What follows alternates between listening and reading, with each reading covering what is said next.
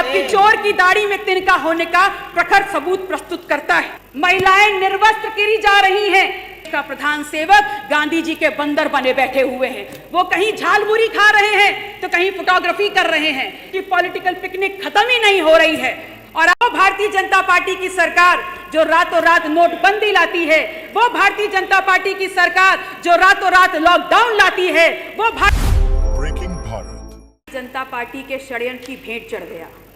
1986 में प्रथम बार महिला आरक्षण बिल सदन में प्रस्तुत किया गया और तब से लगभग 27 वर्षों के संघर्ष के बाद और सबसे ज्यादा दर्ज भारतीय जनता पार्टी के द्वारा किंतु परंतु के बावजूद समूचे विपक्ष के समर्थन के साथ 454 समर्थित वोट के साथ संविधान के 106 संशोधन के साथ ये महिला आरक्षण बिल सितंबर 2023 को पारित हुआ। लेकिन गौर करने वाली बात यह है कि जिस विपक्ष ने समर्थन देकर के इस महिला आरक्षण बिल को सितंबर 2023 में पारित किया, उसने इस बात की मांग को भी रखा कि इस महिला आरक्षण बिल में वंचित समाज की महिलाओं को, पिछड़ों को, दलितों को, आदिवासियों को, मुस्लिम समाज की महिलाओं को भी कोटा निर्धारित करके घोषित किया जाए। विपक्ष की इस मांग को भारतीय जनता पार्टी की सरकार ने सिरे से नकारते हुए अपनी नीयत और नीति का परिचय जरूर दे दिया। मैं ये जरूर कहना चाहूंगी कि उससे भी ज्यादा कड़वी सच्चाई ये है कि असल में भारतीय जनता पार्टी की सरकार आरक्षण देना ही नहीं चाहती है। वो आरक्षण जो कहीं ना कहीं लैंगिक बाध्यताओं को तोड़ता है और शायद इसीलिए उसमें परिसीमन और जनसंख्या जैसे सवालों को जोड़ करके लंबित करने का काम किया गया।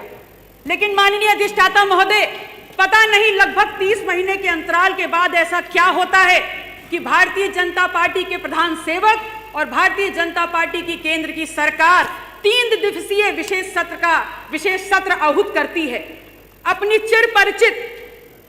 चिरपरिचित प्रवृत्ति के अनुरूप संविधान संशोधन 131 के प्रथम दिन की मध्य रात्रि को ही इस महिला आरक्षण बिल को आधिकारिक तौर पर अधिसूचित किया जाता है और उसी तारीख 16 अप्रैल 2026 से ये महिला आरक्षण बिल इस देश में लागू हो जाता है। भारतीय जनता पार्टी इस बात को भली भांति जानती थी कि ये संशोधन किसी भी स्थिति परिस्थिति में आप पारित नहीं करा पाएंगे और इसीलिए इस सदन उस सत्र के खत्म होते होते रोना रट्टा मचाते हुए महिला आरक्षण बिल के झूठे नकाब को पहना करके तमाम विपक्षी पार्टियों, तमाम विपक्षी नेताओं के खिलाफ प्रधान सेवक और जिन जिन राज्यों में भारतीय जनता पार्टी की सरकारें हैं वहां पर आपने बिना मांगी हुई आपने सफाई देने का काम किया, निंदा प्रस्ताव लाने का काम किया, सड़कों पे अराजकता फैलाते हुए आपने प्रदर्शन करने का काम किया। यहाँ तक कि अनावश्यक आपने पुतला दहन का, आत्मघाती पुतला दहन के कार्यक्रम का आयोजन भी किया, जो कहीं ना कहीं आपकी चोर की दाढ़ी में तिनका होने का प्रखर सबूत प्रस्तुत करता है। मैं आपसे कहना चाहती हूं कि मणिपुर जल रहा है, महिलाएं निर्वस्त्र गिरी जा रही हैं, वहीं केन बेतवा प्रोजेक्ट का विरोध महिला इसी देश की आधी आबादी चिताओं पे बैठकर कर रही है। इसी देश में महिला पहलवान सड़कों पर प्रदर्शन कर रही थी।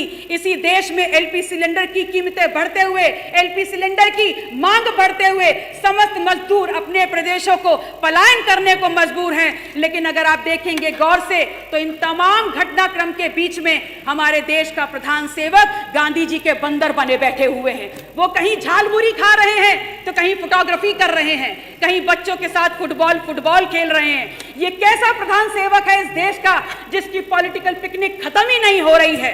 और आपके सामने यकायक ये महामानव अवतरित होते हैं तब जब 3 दिन के सत्र के बाद आपके कुत्सित मंसूबों को समूचा विपक्ष धराशायी करने का काम करता है। आप आते हैं, आप अवतरित होते हैं हमारे सामने तमाम सरकारी प्लेटफॉर्म्स को यूज करके, जैसे दूरदर्शन, जैसे संसद टीवी, रोना रट्टा मचा देते हैं और क्या बोलते हैं, किस लिए आते हैं? इसलिए आते हैं because you wanted to build a political narrative and that too when just before when the elections of various states were going on in Indian country।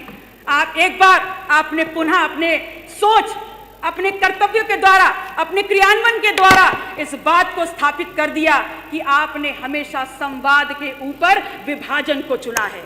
चलिए एक बार मान भी लेते हैं कि आप इस देश में जनसंख्या के आंकड़े, जनगणना के आंकड़ों को इस्तेमाल करते हुए परिसीमन करना चाहते हैं और महिलाओं की हिस्सेदारी देना चाहते हैं। तो फिर एक बात बताइए, 2021 का सेंसस आपने क्यों नहीं कराया? तब आपने बहाना कह करके 2021 के सेंसस को इसलिए टाल दिया कि कोविड का पैंडेमिक है।